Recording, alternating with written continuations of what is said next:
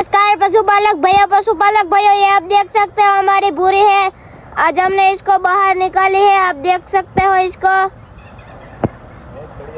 इसकी सींग पैटर्न की देख सकते हो, बहुत बढ़िया है। ब्रीड में भी बहुत अच्छी है, ये आप देख सकते हो। टॉप जाफराबादी टोपल है भूरी में। आप देख सकते हो मुंह ऊंचा कर रही है। अभी से बढ़िया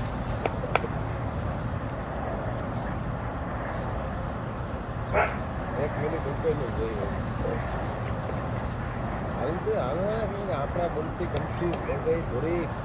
हमारा बुल गजरा थे, उससे कंफ्यूज हो गई है हमारी भूरी।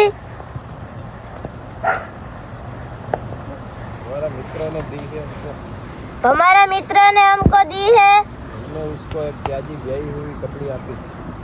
हमने उसको एक त्याजी ब्याई हुई कटड़ी आपी है। उसने हमको ये भूरी दी है और हमने उसको एक कटड़ी दी है। ब्यागल थी वो। ये नहीं है, ये तो खाली दिखाने के लिए अच्छी ब्रीड है, इसीलिए वीडियो बनाया।